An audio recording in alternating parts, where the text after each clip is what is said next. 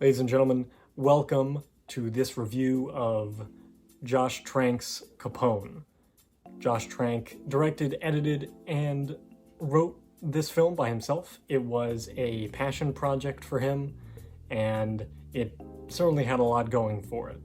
Tom Hardy plays the titular Al Capone in this movie, and Linda Cardellini is the main supporting cast as Al Capone's wife. The movie is generally set in their massive Florida home as the final year of Al Capone's life deteriorates his mind, body, and soul, basically. So, let's dig into Capone real quick.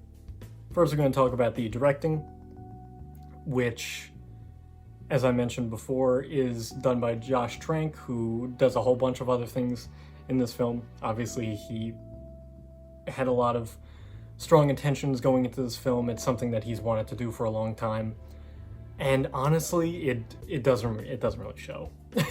This film is kind of a mess. I don't really know what Josh Trank was going for with this one, because there are elements of horror, drama, comedy. There's a lot of elements here that just really do not seem to piece together, whether it is in the directing or the writing of the film, which I don't think is inherently bad. The writing, I think there are interesting points in the script for sure, and there are definitely elements of the Capone character especially that make things interesting, but in regards to the directing, nothing really strikes me in any which way, besides how disheveled everything is and how kind of messy and clunky everything is. And that's kind of more so attributed to the fact that Josh Trank, I think, just went ahead and edited the film by himself. I don't know if that was the best choice, because I do not think the editing is particularly good at all in this movie.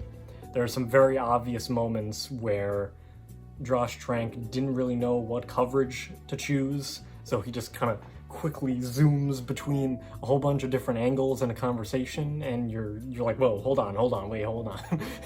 I wanna look at the person talking. I understand Al Capone's making some weird faces. I understand Tom Hardy's putting a lot into this performance, and we'll get to that. But let's stick to a side for a second. Let's give the scene some time to breathe, because I feel like it's just cut in a way that just does not seem conducive to some like real drama that this film is trying to get to here. There are a lot of moments like this in Capone. And then there are just some scenes that are edited kind of like a comedy, where there's a punchline about Capone shitting himself, pardon my French, and I just don't understand it, because there are other moments in this movie that are like grisly and violent and dark and mentally intense for Capone, and is very like visibly kind of disturbing. And then you get to more comedic moments and like some of the Matt Dillon stuff. Just, it's very bizarre. And to speak on the Matt Dillon stuff real quick, Matt Dillon plays one of Al Capone's friends, associates of the past, and he comes down to Florida, their home in Florida, to see Capone, presumably. At least we think that's what's happening. And they go fishing, and Al Capone gets kind of mad at crocodiles. It doesn't really go anywhere. Nothing quite gets explained, or there's nothing really added to the situation besides the fact that they're reiterating the fact that Al Capone is mentally deteriorating. And you kind of think that Matt Dillon's some sort of like foil for him that he can kind of be honest with, and Capone can kind of open up to him. But then it's revealed that he may not have been there at all, which doesn't make sense, because the reason why Matt Dillon was down there in the first place was because Linda Cardellini called him to come down because the doctor told her in confidence that she should bring someone down that's not just her for Capone. And Capone wasn't even there at all. So I don't really understand what the idea was there, because we get it, Capone's having visions, and there's a lot of imagery that kind of pops in and out because Al Capone's going crazy. I just don't get why Matt Dillon's character had to be one of those, especially since the reason why he's there in the first place was not because Al Capone called him there or anything. It was by totally different people. And then it's just not mentioned. And then the Matt Dillon character's gone, and then he comes back for one scene later, and then it just becomes even more confusing because now he's really just an apparition. And I'm guessing the idea for this kind of stuff was to give an illusion similar to what The Lighthouse did last year, which was kind of blur the line between the real world of the film and also the complex, demented mind of Al Capone at that time. But there's got to be some kind of rules established, to make some sort of sense of it. Because, when there's no sense, and, it doesn't really make any sense what's happening, like in terms of his apparitions and things like that, it's not effective. It's not nearly as effective to the audience, especially considering I'm not sure if Josh Trank wants us to feel bad for Al Capone or not. He's kind of put in a pretty sympathetic light here. Like, all of his apparitions kind of give him some sort of sympathetic edge. Like, he's kind of freaked out by all the violence and all the horrific things that he and his groupies have done in the past. I don't know. It's a weird angle. And in terms of the concept of the film, I feel like I would not have expected it to become something like that. Because conceptually, if we think about just the idea of the film, where we kind of get a more intimate look at the final year of Al Capone's life, that's an interesting concept. Especially if he's having these kind of apparitions and these weird illusions in his head and things like that. That part is interesting. But the way that it is presented in this film just does not connect. It just doesn't work. It doesn't work because the rules are not established, like I said, and also I have to say the apparitions are kind of more interesting than anything that's going on the rest of the movie. Most of the movie is kind of dull. They're just kind of talking, and then Tom Hardy, I'll give a quick spoiler to my thoughts about the acting, because Tom Hardy is hamming it up like nobody's business in this performance.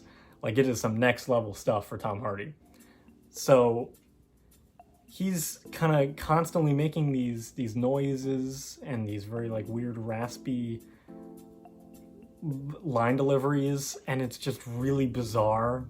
This goes through the whole movie, the entire movie.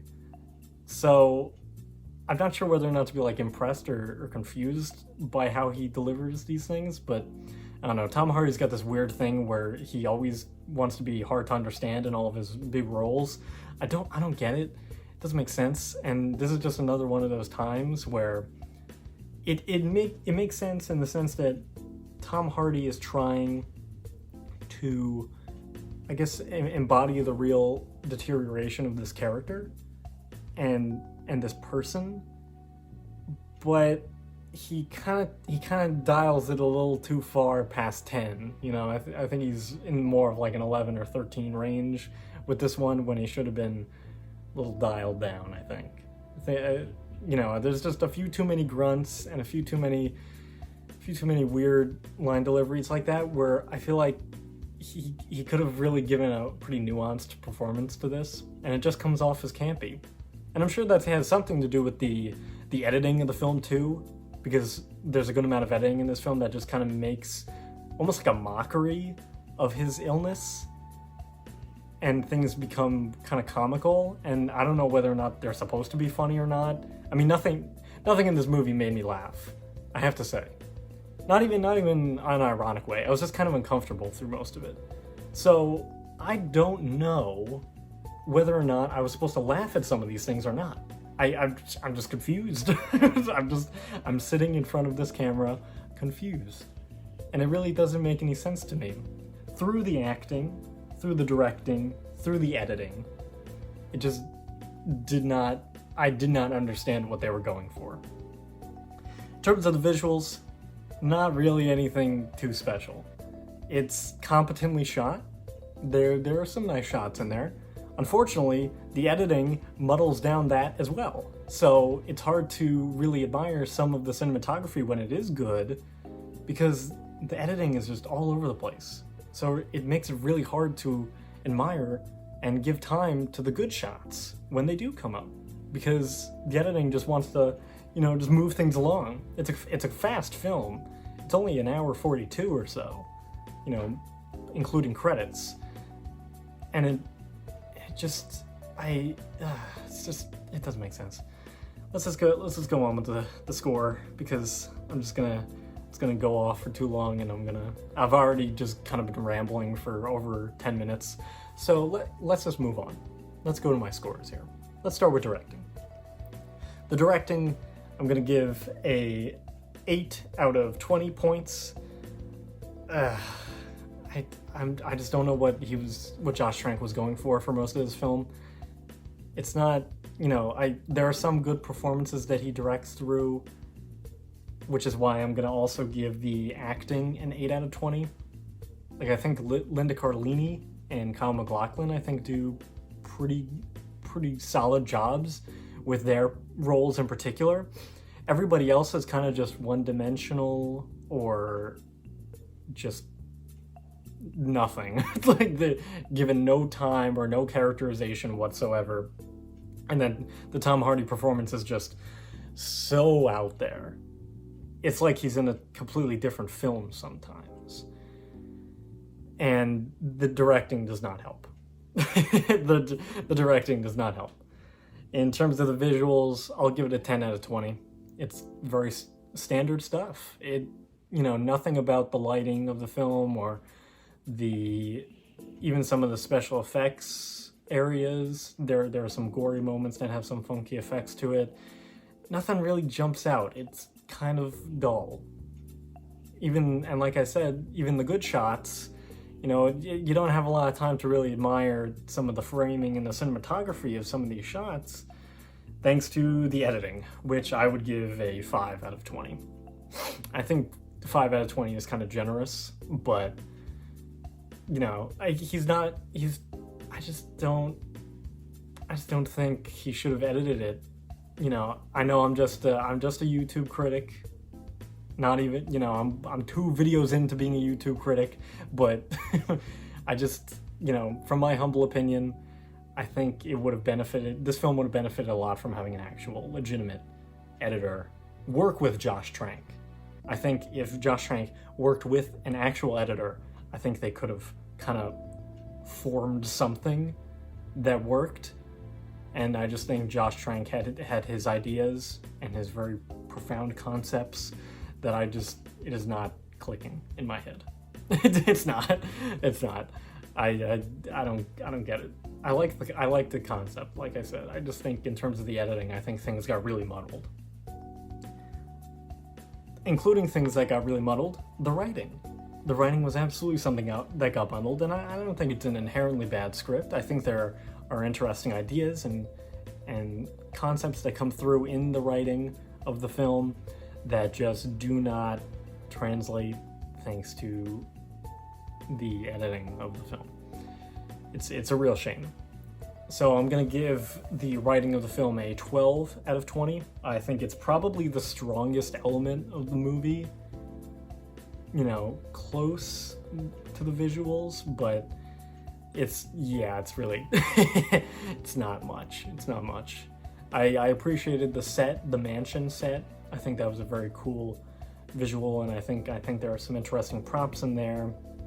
And in terms of creating the world of I think it's the 1940s that the film is set in, that, setting that time period, it's just such a detached film from like the actual 1940s that I feel like they probably, maybe if they had a bigger budget, they probably could have indulged some more in that kind of stuff. But I think what they did was fine.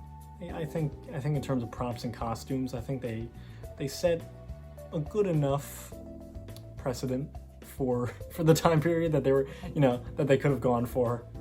I could see that being a sort of like budget constrained problem more than anything, and I don't want to detract any points from a budgeting problem, for sure, especially if the ideas were there, which they were.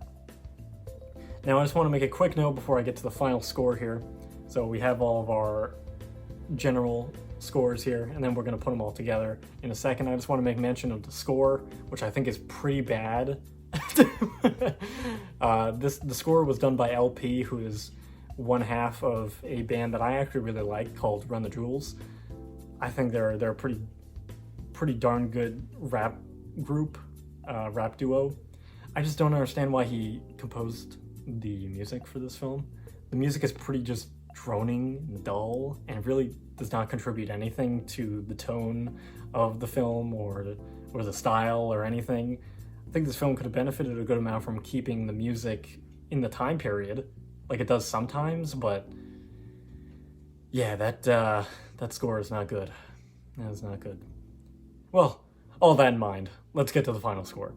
I'm going to give Capone a 43 out of 100, or if we're going by the 5-star scale, a 2-star out of 5. I hope you all enjoyed this review, and I'll see you all next time for the next one. Have a great day.